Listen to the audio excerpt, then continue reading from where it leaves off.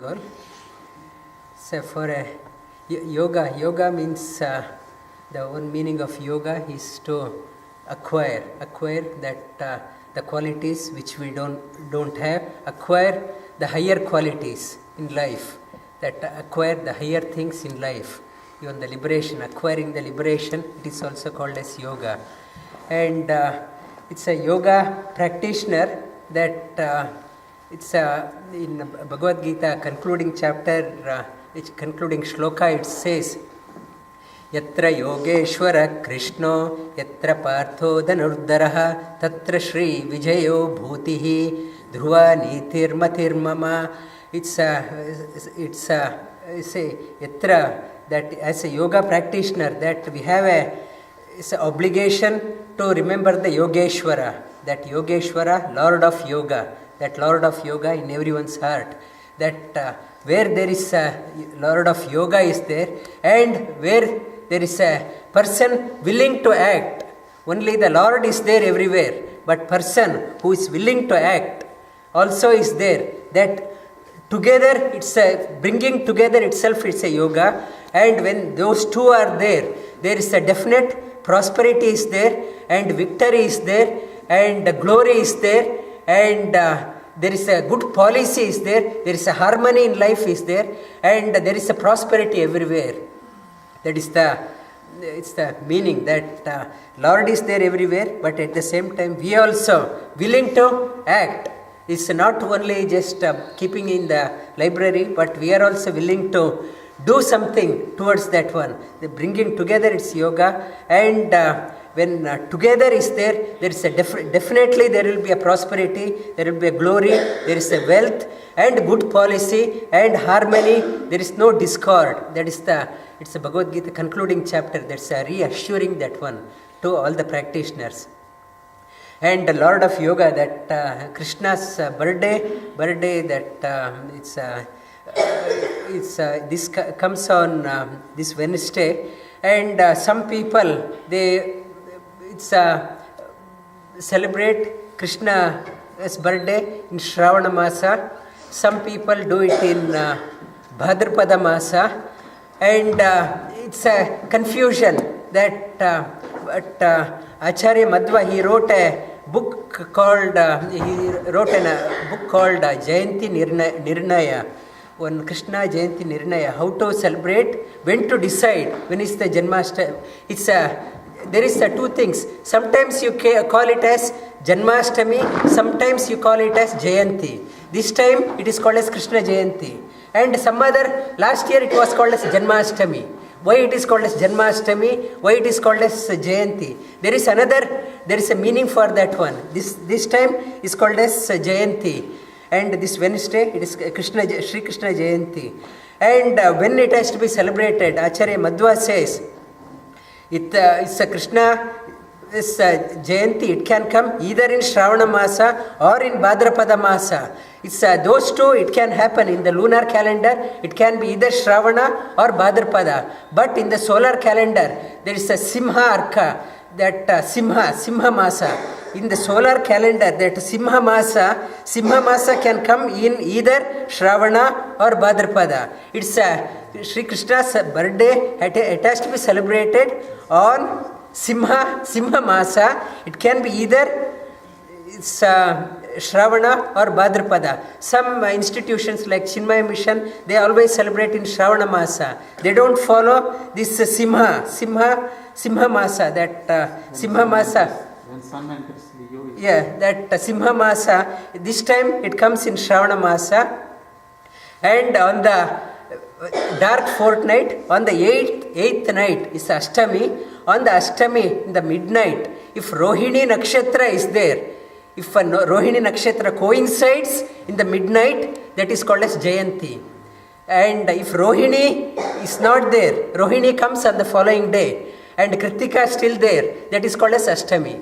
Sometimes it is called as celebrated as Ashtami, and sometimes this time on Wednesday night at 12 o'clock, Rohini Nakshatra, that constellation, Rohini comes, and that is called as Krishna Jayanti. That it has to be, it's as a yoga practitioner, that we are, it's get the prosperity, wealth, glory, and acquire the yoga and good policy, harmony in the family, harmony in the society. Everyone is indebted to it's a Lord of Yoga, Yogeshwara. It's on this Wednesday. And last week we touched upon Patanjali Yoga Sutra, 2nd chapter, starts with Tapa, Swadhyaya, Ishvara Pranidhani, Kriya Yogaha. It's a Kriya Yoga. Kriya Yoga is the definition, it's a combination of Tapas, Swadhyaya and Ishvara Pranidhana. I briefly touched upon Tapas. Tapas is austerity. Tapas, and Bhagavad Gita, it talks about tapas in the 3 levels, in the body level, talking level and the thinking level. Swadhyaya is one meaning is regular reading of the scriptures, and one is I gave an example in the Rig Veda. It says that if I go to one lecture, that hear somebody talking on some loftier ideals, and the merit, the punya I get is 1 point punya, that 1 mark. For example, I get punya of 1 mark. And whatever that speaker said, and if I start regurgitating in my mind, and I do the swapravachana, I make it convincing for myself whether it's right. I do the analysis within myself. I do the analysis swapravachana, and once it is convinced, once I am convinced whatever is said is right, if I pass it on to others, parapravachana, that punya, the merit we get is 1,000 times more. And punya is 1,000 times more. And Rig Veda further says, not only that one, whatever teacher has said, if you pass it on, and without, it's adding more values, if you regurgitate, if the new dimension, new meaning dawns to you, new dimension, whatever teacher hasn't said, still new idea has come to you, new dimension, revelation has come to you, and the punya you get, ananta punya you get. That ananta punya, if you say, whatever new revelation you have, you pass it on to others, that what is there, that infinite ananta punya, Rig Veda says, that pravachana, swadhyaya is not daily reading, that do not read the books on the superficial meaning. And all the religion says that religion, that scriptures do not read on the superficial meaning. Superficial meaning is prone for distortion, misinterpretation. It is scriptures are not like a newspaper or a novel. Read once and throw the book. That there is more to that one. That's why saints and sages came again and again. They discovered the new dimension to that one. With joy, they pass it on to others. That's swadhyaya. That try to go deep, pick up the new dimension. Do not get convinced only on the superficial meaning. Superficial meaning, if it is only the superficial meaning, it is not called as scriptures. It would not have survived for thousands of years. There is a deeper meaning is there. Go deep and try to discover the new dimension of that scripture, that is Swadhyaya. And we can go deep into the scriptures only if you have the devotion to the Lord, and that is called as Ishvara Pranidhana. Tapas, Swadhyaya and Ishvara Pranidhana. Together it is called as Kriya Yoga. Kriya Yoga in the tapas in the austerity, and Bhagavad Gita in the 17th chapter, it talks about the tapas. What is tapas? Tapas in the body level, talking level and the thinking level. And in the body level tapas, Shri Krishna says, Deva Dvijaguro Prajnam Pujanam Shauchamarjavam Brahmacharya Ahimsamcha Shariram Tapa Uchyate. The tapas in the physical level is Deva. Deva means Deva Dvijaguro Prajnam. That when you go past a place of worship, make sure that you bow down your head. Bow down your head. Surrender. to the Lord there. This is the tapas in the physical level. It's Deva Dvija. Dvija means if any learned person is there, bow down your head to that person. That's the Deva Dvija. And one is the learned person is there. Another is Guru. Guru is one who imparts the knowledge to you. It's a personal contact. Guru. For that person, you bow down your head. This Deva, Dvija, Guru, Prajna. Prajna is one who is not only passes on the knowledge, that who is learned, not only passes on, but has an inner experience. Inner revelation is there, Prajna. And to that people, bow down, surrender, be humble, it's then only whatever you learn, you get. Otherwise, you won't acquire the knowledge. And it is given in the example in the Chandogya Upanishad. It's a Uddalaka. There is talks about one family history. Uddalaka is a devotee of Satyakama, and Satyakama is initiated Uddalaka. Uddalaka's mother is called as Aruni. This Araneya, it's Aruni family, it says. His mother was a great sage. That's why that family, his tradition is called as Aruni family.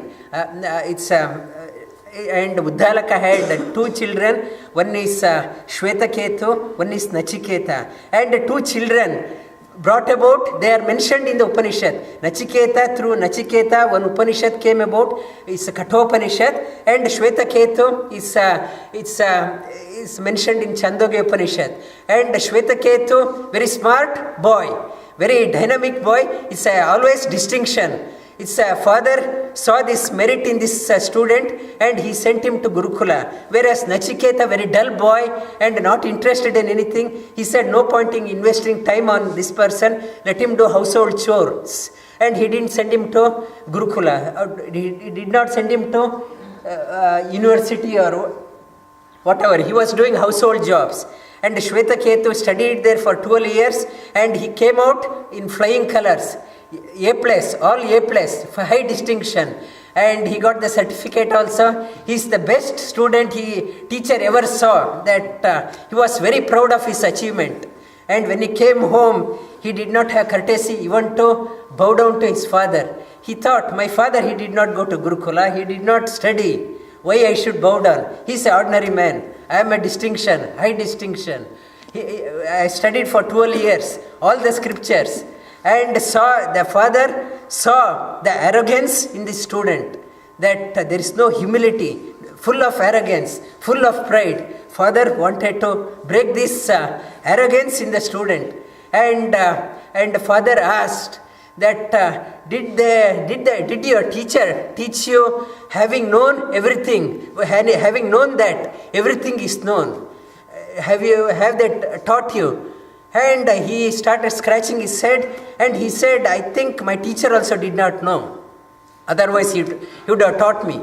That then he said, okay, I will teach you. Then he started giving an example. He started giving 9 examples full of arrogance. And he gives 9 examples. That one is on a post, one bird is tied on a long rope, and the whole day bird starts moving everywhere. It thinks when the bird has a lot of energy, full of energy, it goes everywhere. End of the day, it gets tired and comes back to the base of the post and rests.